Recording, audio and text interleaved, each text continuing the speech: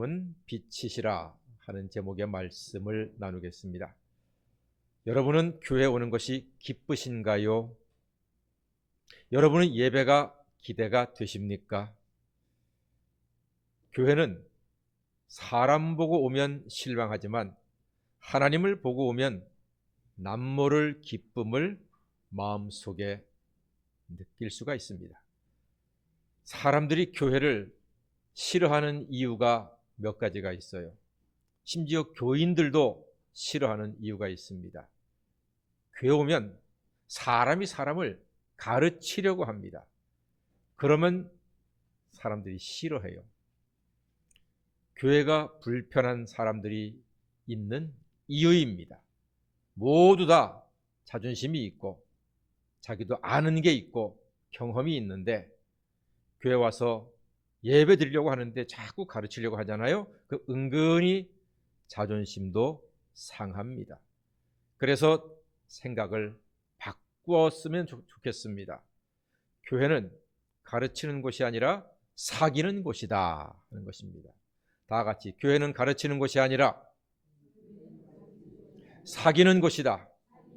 예, 이 생각을 바꾸셔야 합니다. 그래서 요한일서에서는 너희에게 사귐이 있음을 알게 하려 하심이라 이렇게 말씀하고 있습니다. 요한일서에서는 너희에게 가르침이 있다 이것을 알리는 것이 아니라 너희에게 사귐이 있다 하는 것을 가르치는 것입니다. 하나님은 사귀자고 하시는데 사람들은 자꾸 가르치려 한다는 거예요.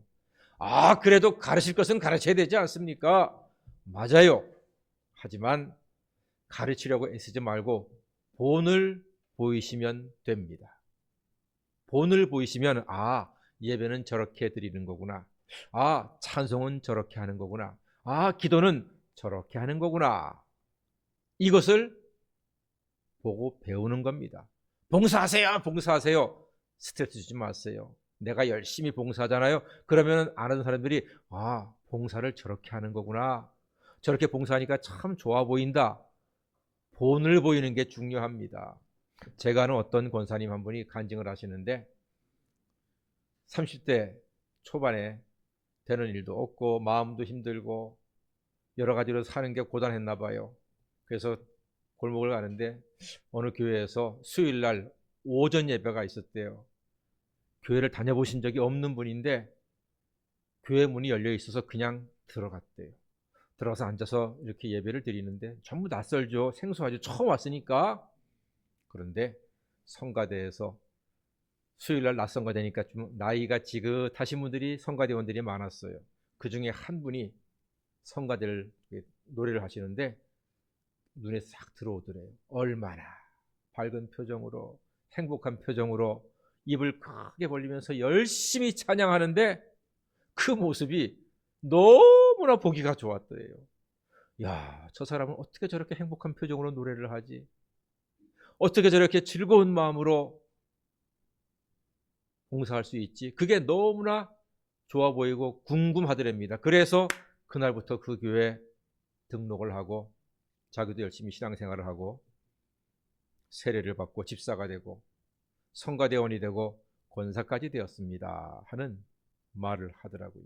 그러니까 그분 이야기가 가르치려고 할 것 없다. 내가 열심히 신앙생활 성실히 진실되게 하면은 그 자체가 다른 사람들한테 본이 되고 나의 모습을 보고 은혜 받는 사람이 있다 하는 것을 이야기하는 것이었습니다. 저는 그 말에 전적으로 공감을 합니다. 여러분은 여러분의 삶에서 누군가 아름다운 모습을 보고 도전도 받고 배우기도 하지만 또 누군가는 여러분을 보고 저렇게 신앙생활 하는 거구나, 이렇게 믿는 거구나 하고 배우는 사람도 있다는 말입니다. 오늘 성경은 하나님은 빛이시라 이렇게 말씀하고 있습니다. 하나님은 빛이시니 어둠이 조금도 없다 말씀합니다. 여러분, 하나님은 빛이시니까 어둠이 조금도 없대요. 그런데 우리는 어둠이 있어요. 조금만 힘들어도 마음이 어두워져요. 근심거리가 있으면 앞이 잘 안 보여요. 힘들어요. 우리는 그렇게 어둠이 있습니다. 여러분, 이게 말이 됩니까? 하나님은 어둠이 없으신데 하나님을 믿는 우리는 왜 어둠이 있지? 왜 어둠이 찾아오지? 여러분 궁금하지 않습니까? 이상하지 않습니까? 예. 우리는 비록 어둠이 있지만 하나님은 어둠이 없어서 우리는 하나님의 은혜로, 하나님이 주시는 빛으로, 하나님의 능력으로 어둠을 이길 수가 있는 것입니다. 그게 하나님의 자녀입니다. 하나님이 빛이시기 때문에 우리도 빛나는 겁니다. 어느 지하철 기관사가 저녁 시간에 한강 철교를 쭉 건너면서 이런 방송을 했답니다. 여러분, 저는 이 열차의 기관사입니다. 여러분, 창밖을 봐주세요. 아름다운 야경도 좋지만 저는 수많은 자동차의 불빛을 봅니다. 아마 운전하는 사람은 자신의 차에서 나는 불빛이 이렇게 아름다운 줄 모를 겁니다. 이것이 우리의 모습입니다. 멀리서 보는 사람은 빛을 느껴도 정작 우리는 자신의 빛을 모릅니다. 여러분도 저 빛나는 차량의 불빛처럼 언제 어디서나 반짝이고 있는 존재임을 기억하십시오. 라는 방송이 나왔고, 그 밤에 퇴근 시간이 얼마나 사람들이 피곤하겠습니까?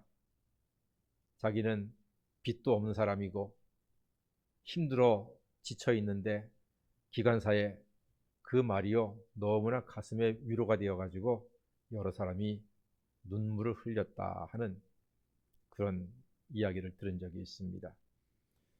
여러분도 마찬가지입니다. 모두 여러분 자신은 잘 모르지만 여러분들은 빛을 내는, 아름다운 빛을 내는 하나님의 존귀한 자녀들인 것을 기억하시기를 바랍니다. 여러분들은 모두 다 하나님의 은혜 가운데 하나님의 사랑으로 빛을 내는 소중한 사람들이요 아름다운 인생들입니다. 우리가 빛나는 것은 하나님과 사귐이 있기 때문입니다. 뉴스 보니까 대통령만 빛나는 게 아니더라고요. 대통령 옆에 있는 사람들도 빛납니다. 국무총리나 비서실장이나 대변인이나 대통령만 빛나는 게 아니라 대통령 옆에 있는 사람도 같이 빛나더라고요. 여러분, 하나님은 빛이시라고 했습니다. 하나님만 빛나는 것이 아니라 하나님 옆에 있는 우리, 하나님을 믿는 우리, 하나님을 의지하는 우리, 하나님을 예배하는 우리도 빛나는 존재인 것을 여러분 자신은 모르지만 하나님은 아시고 세상도 여러분들의 예배하는 모습에 그 영적인 밝은 빛이 비추어서 너희는 세상의 빛이라 하시는 그 말씀이 바로 여러분들의 삶에서 응하는 말씀이 될 줄로 믿습니다. 하나님과의 사귐은 예수 안에서 하나님의 자녀가 되는 것입니다. 예수를 구주로 믿고 예수의 십자가와 부활을 믿으면 하나님과 사귐이 있는 것입니다. 성경은 말합니다. 하나님과 사귐이 있다면서 어둠에 행하면 거짓말하는 것이다. 이렇게 말하고 있습니다. 하나님과 사귐이 있는데 어둠에 행하면은 그거 거짓말쟁이라는 거예요. 여러분들이 거짓말쟁이인지 거짓말쟁이가 아닌지 제가 5가지를 질문하겠습니다. 제가 드리는 말씀에 여러분이 마음에 믿어지고 동의가 된다면 아멘으로 화답하시면 되겠습니다. 첫 번째, 하나님은 세상의 창조주이심을 믿습니다. 하나님은 역사의 주권자이심도 믿습니다. 하나님은 우리를 사랑하십니다. 하나님은 이 아름다운 세상도 사랑하십니다. 하나님은 하늘의 신령한 복과 땅의 기름진 복도 우리에게 예비하시고 허락하심을 믿습니다. 여러분이 이 5가지를 다 아멘으로 대답하셨다면 여러분은 적어도 거짓말쟁이는 아닙니다. 왜냐하면 사실이니까. 하나님이 세상을 창조하셨고 지금도 역사 주관하고 계시고 우리 사람들을 여전히 사랑하시며 이 아름다운 세상도 사랑하시니까 가을에 길을 걸어오시면서 하늘과 단풍과 이 가을의 아름다움을 여러분이 마음으로 느끼셨다면 그 사람은 참 행복한 사람입니다. 하나님께서 만드신 이 아름다운 세상에서 살면서 하늘의 신령한 복과 땅의 기름진 복도 하나님께서 주심을 믿는 사람, 그 사람은 행복한 사람이요 그리고 거짓말쟁이가 아닙니다. 성경에 있는 하나님의 모습이기 때문입니다. 우리가 빛 가운데 행하면 사귐이 있다고 했습니다. 사귐의 모습은 어떤 건가요? 내가 누구와 사귄다 하면은 대화도 같이 하지요, 밥도 같이 먹지요, 운동도 같이 하고 영화도 같이 볼 수가 있습니다. 왜? 사귀는 관계이기 때문에. 사귀면 그렇게 합니다. 그런데 오늘 사귐 중에서도 하나님께서 정말로 원하시는 사귐은 다 같이 나누어 주는 것이다. 하나님이 우리에게 가르쳐 주기를 원하시는 것은 사귐은 나누어 주는 것이다. 나누어 주는 것이다. 나의 귀한 것을 계산 없이 나누어 주는 것이 진정한 사귐입니다. 하나님께서 우리한테 사귐을 말씀하셨잖아요. 사귀자. 이 사귐은 계산하지 않고 주는 겁니다. 나누는 것입니다. 우리 사람들은 주기에 앞서서 계산을 합니다. 결혼식 초대장이 오거나 장례식 부고장이 오면은 우리는 계산을 합니다. 그 집이 우리한테 얼마 했지? 거기에 맞추어서 비슷하게 합니다. 다 그렇게 합니다. 기브 앤 테이크니까.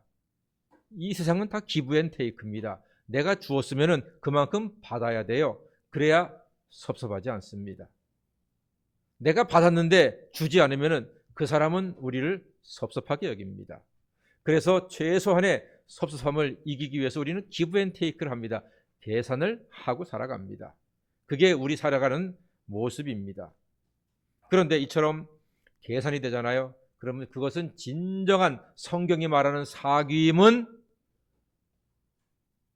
아니라고, 부족하다고 할 수가 있습니다.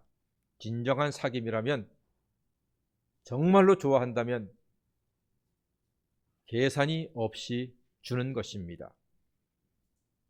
제 고등학교 절친이 있습니다. 고등학교 3년 동안에 정말 친하게 지냈습니다. 걔네 집 가서 잠자고 그 친구는 우리 집 와서 잠자고 밥 먹고 어디 가나 함께 했던 절친 친구였습니다. 그런데 대학을 가고 제가 신학교를 오면서 연락이 어쩌다 보니까 끊어졌습니다. 친한 친구도 끊어질 수 있잖아요.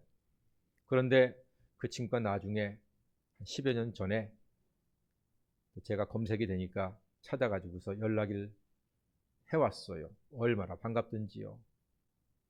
옛날 잃어버린 가장 큰 절친을 찾은 거지요. 그런데 그 친구가 금년에 이제 안부를 묻는데 어머니 아버지 안부를 물어요. 우리 집에 올 때마다 어머니가 밥 해주시고 잠도 재워주시고 하니까 그 너무나 좋았던 겁니다. 저 역시 그 친구 어머니 아버지가 잘해주셨고 먹여주고 재워주고 했었으니까 좋았죠. 그런데 금년에 저희 어머니가 이제 8순이 지났다는 이야기를 듣고 어머니가 건강하니까 너무 감사하다 하면서 어머니 드리라고 축하 돈을 보내온 거예요. 자기 와이프도 있고 살림하는데 그렇게 쉽지 않은 돈을 보냈어요. 요즘 금값이 보통이 아니지 않습니까? 몇 개월 전에 금값 한 돈에 해달 만큼 적지 않은 돈을 보내온 거예요. 그런데 저는 그 친구 어머니가 정작 돌아가셨을 때는 연락도 못 받고 가보지도 못했어요. 아버지도 마찬가지고. 그러니까 저는 얼마나 미안하겠습니까? 그리고 고맙겠습니까? 그냥 그 친구는 계산을 안 한 거죠.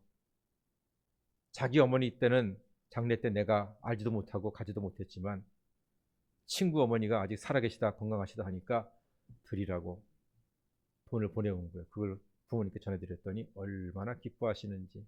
이름도 알고 얼굴도 다 아는 친구니까. 계산이 없는 겁니다. 그게 진짜 사귐이 아니겠습니까? 여러분, 진정한 사귐은요, 계산하지 않고 주는 겁니다.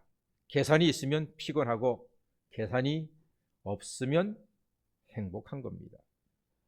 여러분 모두에게도 계산이 없는 멋진 사귐이 있는 것을 아십니까? 여러분도 세상에서 말하는 기브앤테이크가 없는 다 주는 멋진 사귐의 대상자가 바로 여러분들이십니다. 무슨 말입니까? 여기 우리 모두가 받는 최고의 사귐이 있습니다. 자, 요한일서 1장 7절 말씀 다 같이 한번 읽어보겠습니다. 시작. 그가 빛 가운데 계신 것 같이 우리도 빛 가운데 행하면 우리가 서로 사귐이 있고 그 아들 예수의 피가 우리를 모든 죄에서 깨끗하게 하실 것이요. 아멘. 그렇습니다. 예수님의 십자가 대속의 죽음은 온 우주 최고의 사귐이요 나눔인 것입니다. 자기 생명을 주는 것보다 더 큰 사랑은 없습니다. 하나님은 계산하지 않으셨어요. 네가 11절 얼마 했으니까 예수의 피를 너에게 주겠노라. 그렇게 말씀하지 않으셨어요. 네가 예배를 얼마큼 드리니까 내가 너에게 구속의 은혜를 이만큼 주겠다. 하나님은 그런 계산하지 않으세요. 요한복음 3장 16절이 그 증거입니다. 다 같이 시작. 하나님이 세상을 이처럼 사랑하사 독생자를 주셨으니 이는 저를 믿는 자마다 멸망치 않고 영생을 얻게 하려 하심이라. 뭐 하는 자마다? 믿는 자마다. 믿기만 하면 예수의 피의 권세가 우리에게 완벽하게 허락이 되어서 우리는 죄를 씻고 영생을 얻은 하나님의 자녀가 되는 것입니다. 이와 같은 하나님께서 주시는 사귐, 자기 것을 계산하지 않고 아낌없이 나누시는 이 놀라운 사랑을 우리가 지금 받고 누리고 있습니다. 이 세상은 여전히 죄의 바이러스 때문에 사람들이 죽어가고 있습니다. 고통받고 있습니다. 그러나 예수의 피는 죄의 바이러스를 완벽하게 이길 수 있는 이 세상 유일한 힘이요 능력입니다. 죄의 바이러스가 극성을 부려도 우리는 예수님의 피로 자유함을 얻고 누릴 수 있습니다. 여러분, 이번 겨울에 독감 예방주사 맞으셨습니까? 맞으셔야 합니다. 꼭 맞으십시오. 갈수록 독감 바이러스 거셉니다. 장난이 아닙니다. 알아보니까 독감 주사를 놓는다 그러면은 보건당국에서 금년 겨울에 세계에서 유행할 수 있는 가능성이 많은 그런 바이러스 인자들을 갖다가 다 모아가지고서 주사기에다 집어넣는데요. 그래서 예방주사가 되는 거예요. 어떤 걸지 모르니까 여러 가지를 집어넣어서 주사를 맞는 거예요. 그러면은 감기가 혹은 바이러스 독감이 걸렸을 때 미리 맞아봤으니까 면역력이 생겨서 이길 수가 있는 겁니다.